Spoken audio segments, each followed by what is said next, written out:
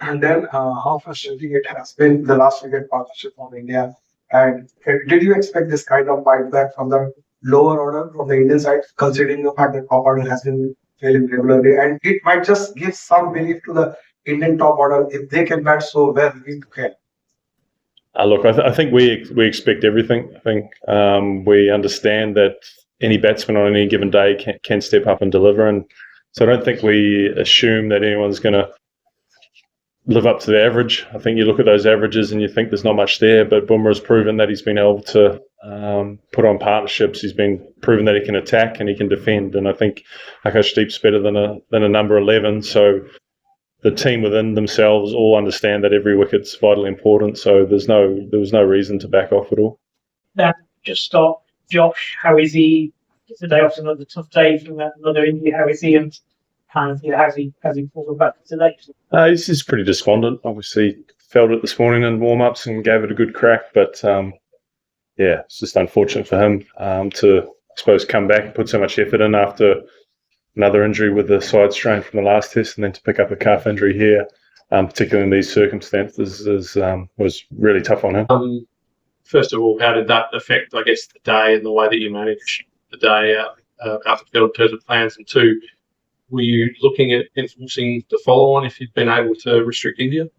Well, I think, obviously, he's one of the best bowlers in the world, so it obviously affects the team. I think that the weather allowed us to operate in terms of the breaks. It allowed Mitch and Paddy to be able to come back on multiple occasions, whereas if we played out the full 90 overs, it would have been a lot tougher day to manage. And obviously we always have the luxury of Nathan and his ability to bowl a lot of overs. So that alleviated a little bit of the concern, but it's always a tough one with the world-class bowler being out, like I said. And I think the only way the way to force the game was to force the follow-on. So I think there was a desperation to get that final wicket, and we thought we had a really good chance when Jadeja was dismissed, but a real fighting partnership from Bumrah and Deep. Then, hypothetical, is there anything, any kind of talk like that you guys could have declared early, and then, you got some more time than in the game, plus there's a prediction of the rain tomorrow also. So was there any kind of talk like that you guys could have declared early?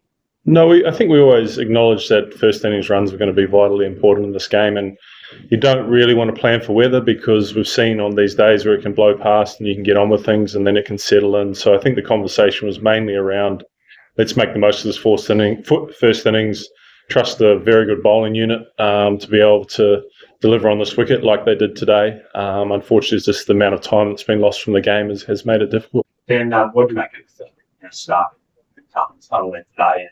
Just by extension, like you guys got talked a bit about some of the post talk before the series about maybe not being able to play in the 5 tests. You now think to play.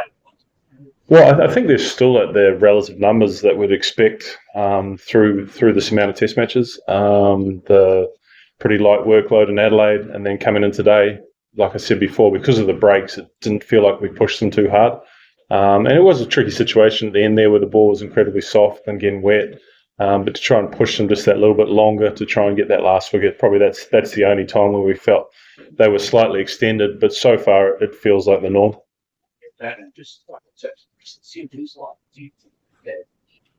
Obviously, yeah. I mean, Hazelwood, it looks like he'll be out. So Stark and Cummins obviously become vitally important, like they always are. Is it fair to say the bowler we playing in Melbourne? Would you consider anyone else for that spot?